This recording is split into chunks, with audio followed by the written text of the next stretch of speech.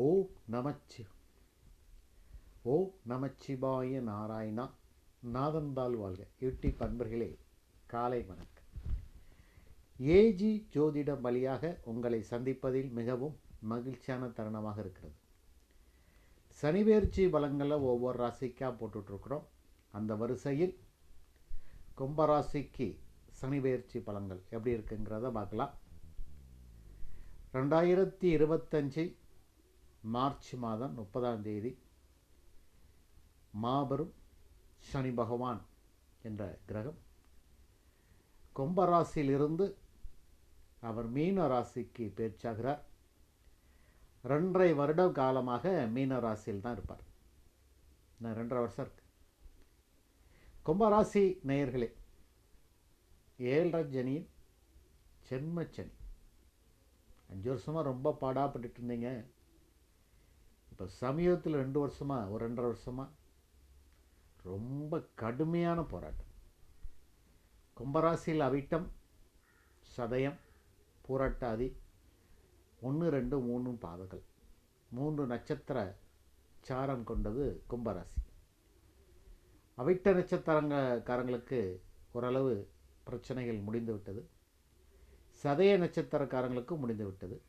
இப்போ கடைசியில் பூரட்டாதி நட்சத்திரத்தில், ஜென்ம நட்சத்திரத்தில் பயணமாகி கொண்டிருக்கிறார். ஒரு மாதம்தான். அடுத்த மாதம் அவர் சனி பெயர்ச்சி அடைகிறார். பெரிய விடுதலை. கும்பராசி தான் நிறைய பேர் சனி பெயர்ச்சி பலன்களை பார்த்துட்ருக்காங்க. நிறைய வியூவர்ஸ், நிறைய கமெண்ட்லாம் சனி பெயர்ச்சி பற்றி கும்பராசிக்காரங்க தான் நிறைய போட்டுட்ருக்காங்க. அதுவும் புரட்டாதி நட்சத்திரக்காரங்களுக்கு ரொம்ப கஷ்டம். ஜென்மச்சனி ஜென்ம நட்சத்திரத்தில் போகும்போது ரொம்ப கருண கொடூரமாக அவர் ரொம்ப கஷ்டப்படுத்துவார். இருக்கையிலே அட்டமச்சனி கூட பெரிய லெவலில் தாக்கத்தை இல்லை என்று தான் சொல்லலாம். அட்டமச்சனியும் கொஞ்சம் தாக்கத்தை கொடுக்கும். ஆனால் அந்த ஜென்மச்சனியை மாதிரி ஒரு பெரிய கொடுமையெல்லாம் எதுவுமே கொடுக்காது. உங்களுடைய பிறவி ஜாதகத்தில் சனி பகவான் சுபத்தன்மை அடைந்து நல்ல பலம் பொருந்திய லக்னாதிபதி பலம் பொருந்தி நல்ல லக்கணமாக இருந்ததுன்னா, அந்த கோச்சாரத்தில் வரக்கூடிய சனி பெயர்ச்சி, ராகுகேது பெயர்ச்சி, குரு பெயர்ச்சிலாம் ஒரு 30 விழுக்காடு தான் வேலை செய்யும். பெரிய லெவலில் உங்களுக்கு தாக்கத்தை இந்த ஏற்படுத்தியிருக்காதுன்னு தான் சொல்கிறேன். ஜாதகம் நல்லா இருந்தது, திசையும் நல்லா இருந்ததுன்னா, நல்ல யோக திசையும் உங்கள் ஜாதகத்தில் நடந்திருக்குமானால் இந்த 7.5 சனி ஒரு பெரிய பாதிப்பை தந்திருக்காதுன்னு நினைக்கிறேன். 30-40 வயதுக்குள்ள அந்த வயதுக்குரிய ஆண் பெண் இருபாலருக்கும் கொஞ்சம் நிறைய கஷ்டங்களை கொடுத்துருப்பார். 40 வயதை கடந்தவர்களுக்கு 2ஆம் சுற்று சனியாக வரும். ஒரு அளவு பெரிய லெவலில் அந்த பொருளாதார பின்னடைவோ, ஒரு பெரிய குடும்பத்தில் பிரச்சனையே இருக்காது. 3ஆவது சுற்றாக வரும் 7.5 சனிங்கிறது அது மரணச்சனி. அது 80 வயசுக்கு மேலே வரும். சிலவங்க 70 வயசுக்கு மேலே வரும். அது ஆயுளை பாதிக்கும், உடம்பை ரொம்ப பாதிக்கும் என்பது சொல்வார்கள். பொதுவாக அந்த 2ஆம் சுற்று 7.5 சனிங்கிறது பொங்குஞ்சனி. அது பெரிய ஓரளவு பொருளாதாரத்தை மேம்படுத்தி தான் கொடுத்துருக்கும். வீடு, மனை, வாகனம், சொத்துக்கெல்லாம் கொடுத்துருக்கும். சரி, எப்படியும் இருக்கட்டும். கும்பராசி என்பதிலே விடுதலை, பெருமூச்சு விடக்கூடிய காலம் வந்துவிட்டது. இன்னும் ஒரு மாதம், வருகிற 30ஆம் தேதி ஒரு சனி பெயர்ச்சி அடைய போகிறார். உங்களை விட்டு பெரிய துன்பம் விலகிவிட்டது அல்லது விலகி கொண்டு இருக்கிறது என்பதுதான் உண்மையிலே உண்மை. சனி ஜென்மச்சனியிலிருந்து விலகி 2ஆம் இடமான பாதகச்சனியாக இறுதி சுற்று, இன்னும் 2.5 வருஷம் இருக்குது. 7.5 சனியுடைய கடைசி சுற்று இன்னும் 2.5 வருஷம் இருக்குது. பாதகச்சனியாக போகிறார். 2ஆம் இடத்து சனி, வாக்குச்சனி என்று சொல்லலாம். ஜென்மச்சனி விலகிவிட்டது இது என்பதை பெருமூச்சு. கவலையிலிருந்து விடுபடுங்க. பெரிய துன்பத்திலிருந்து உங்களை மீட்டு கொடுத்து விட்டோம். கவலைப்பட வேண்டாம். எல்லாமே இப்போ சரி செய்யப்படும்.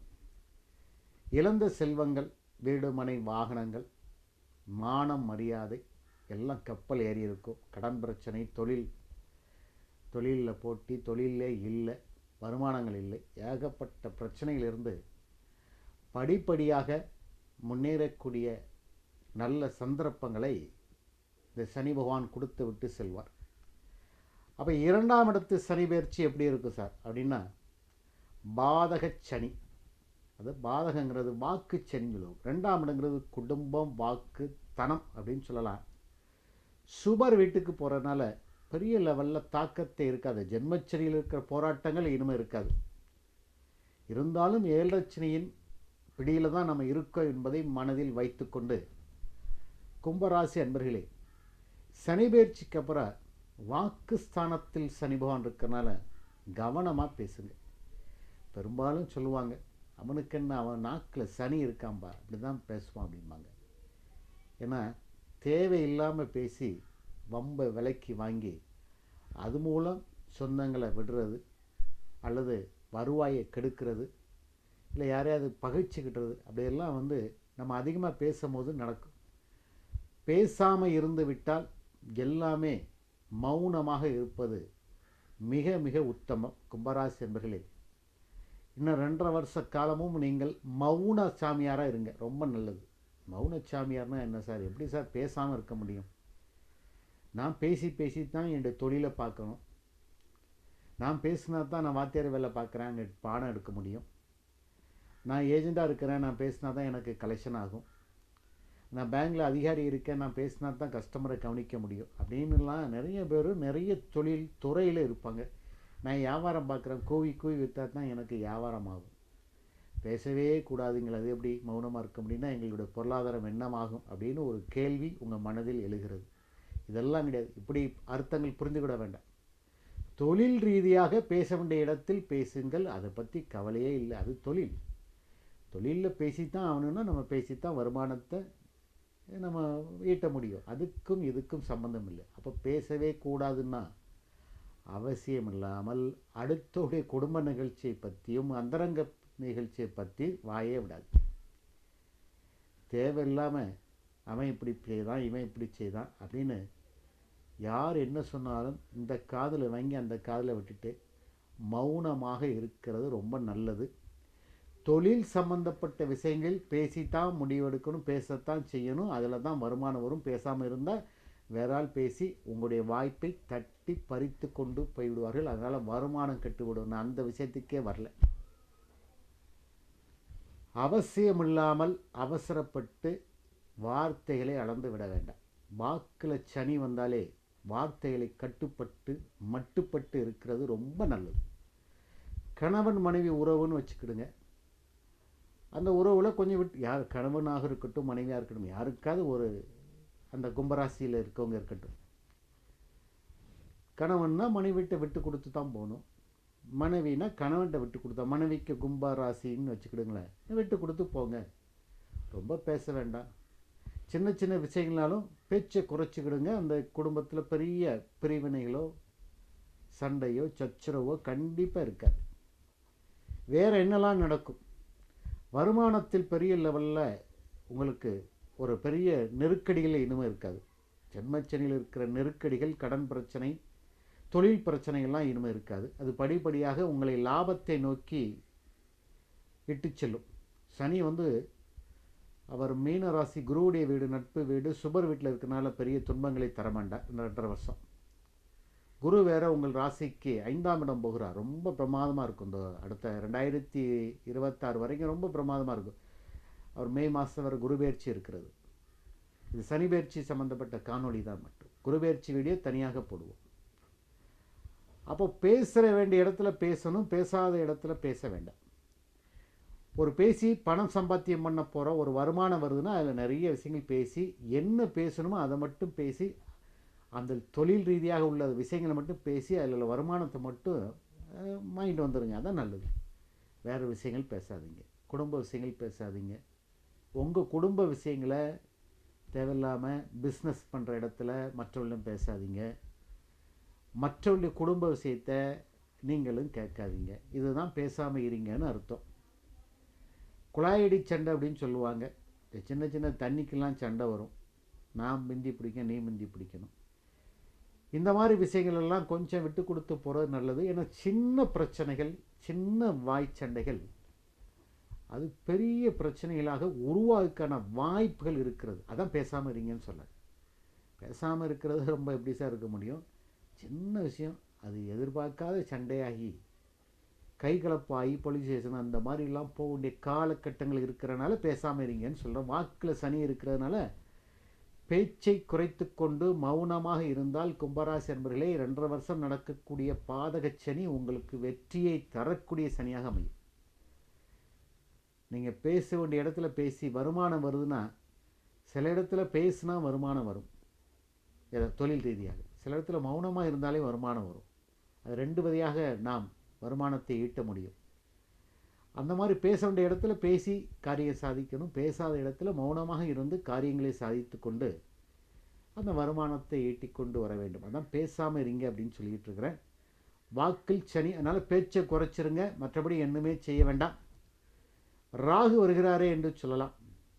சனி போய்விட்டார் சார், ஆனால் ஜென்ம ராகுவாக வருகிறார், கவலைப்பட வேண்டாங்க. சனி வீட்டில் இருக்க ராகு பகவான் சனி மாதிரி தான் செயல்படுவார். இருந்தாலும் குருவுடைய பார்வை இருக்கிறது, கவலைப்பட வேண்டும். குரு பகவான் தாம் 9ஆம் பார்வையாக உங்கள் ராசியை பார்க்குறார். ராசி மேல் இருக்கக்கூடிய ராகுவும் பார்க்குறார்.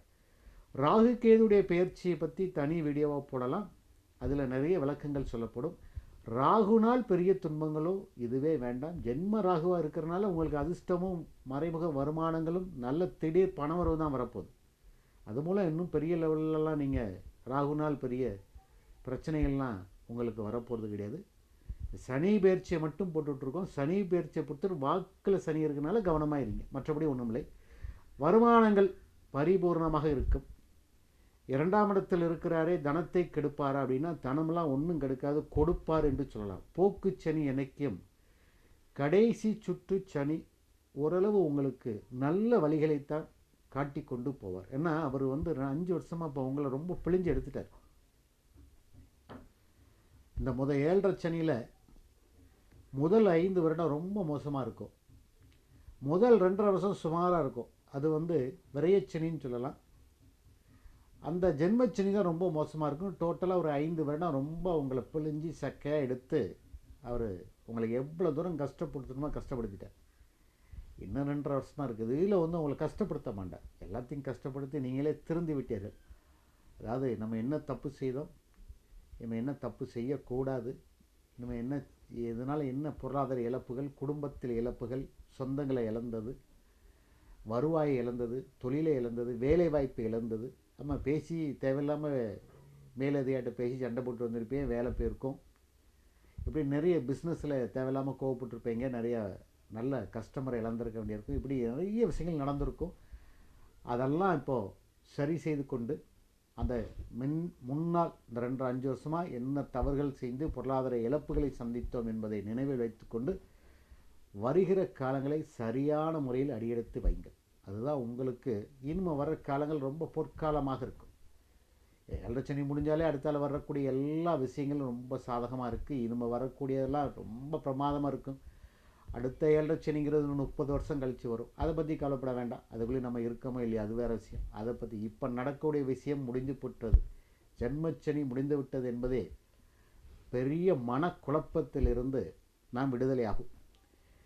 ஒரு பாதகச்சனியாக இருக்கிறார், குடும்பச்சனியாக இருக்கிறனால குடும்பத்தில் கொஞ்சம் வருமானம் வரும். வருமானத்தில் எந்த தடைகளும் இருக்காது. சனி 2ல் இருந்ததுன்னா வருமானத்தை கெடுப்பார், தொழிலே எல்லாம் கிடையாது. அவர் ஏற்கனவே கெடுத்துட்டார், இனிமேல் உட்காந்து கெடுக்க மாட்டார். அதனால் இனிமேல் உங்களுக்கு அந்த வருமானம் தொழில் ரீதியாக தடையின்றி வந்து கொண்டு இருக்கும்.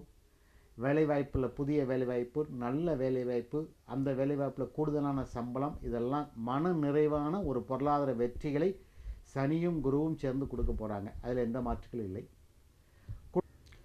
குடும்பஸ்தானத்தில் சனி இருக்கிறனால தேவையில்லாத பாலின உறவுகள், அதாவது என்னென்னா, அதாவது நமக்கு அறிமுகமில்லாத ஒரு உறவுகள், அதாவது ஆண்னா பெண், பெண் ஆண், இப்படியாவது ஏதாவது வர்றதுக்கான வாய்ப்புகள் உண்டு. ராகு வேறு ஜென்மத்தில் இருக்கிறார். அந்த மாதிரி வாய்ப்பில் இருந்ததுன்னா அதெல்லாம் விட்டுருங்க, தட்டி கழிச்சிருங்க. ஏதாவது ஒரு மறைமுகமான ரகசிய உறவுகள் எது அமைகிற மாதிரி இருந்ததுன்னா அதை வேண்டான்னு விட்டுட்டு தூர விலகி போயிருங்க.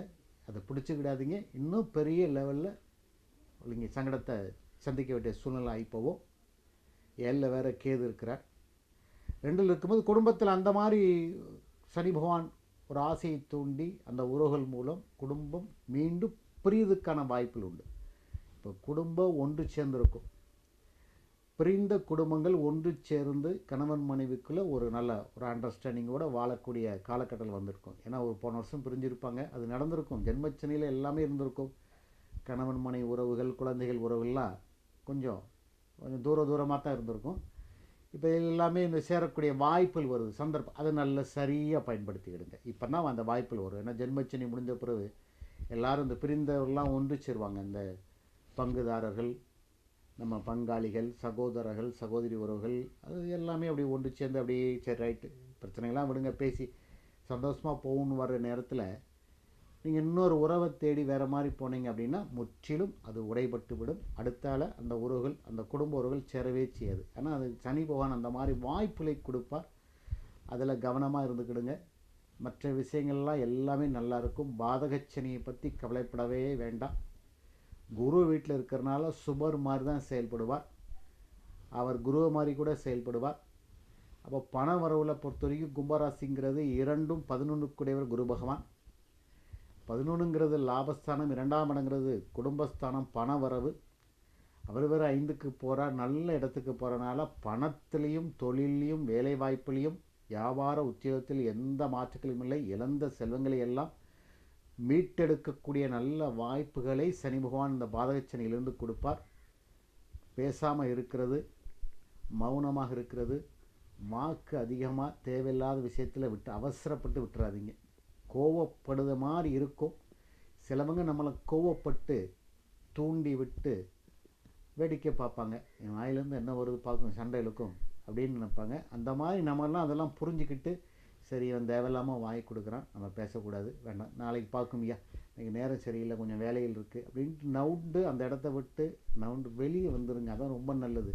அந்த இடத்துல நின்றுக்கிட்டே இருந்தால் தான் நீங்கள் அந்த பிரச்சனைகளை அது எதிர்கொள்ள வேண்டியிருக்கும். தூர போயிட்டேன்னா ஒன்றும் அதில் 10 பைசாவுக்கு பிரயோஜனமும் கிடையாது. அதாவது வேறு ஏதாவது குடும்ப விஷயத்தை பேசுவான், நம்ம குடும்ப விஷயம் பேசுவாங்க. அது மூலம் நமக்கு கொஞ்சம் ஒரு கோபம் வரும். டக்குன்னு நம்ம 2 வார்த்தையை விடுவோம், அவனுக்கு அதில் சூடு ஏறிடும். அவன் 2 வார்த்தையை விடுவோம், அப்புறம் 4 வார்த்தையாக. இப்படி தான் சண்டை வர காரணமே இந்த விஷயந்தான். இப்படி தான் சனி பகவான் கொடுப்பார். வாக்கில் இருக்க நாக்கு மூலம் உங்களை பேச வைத்து அது மூலம் என்ன கலங்கத்தை ஏற்படுத்த முடியும் என்பதை இன்னும் அவர் நடத்திட்டு தான் இருப்பார். ஏன்னா பாதகச்சனி அப்படி தான் நடக்கும். அதிலேருந்து சற்று வெளியே வந்துடுங்க. மற்றபடி பெரிய பிரச்சனைகள்லாம் இருக்காது.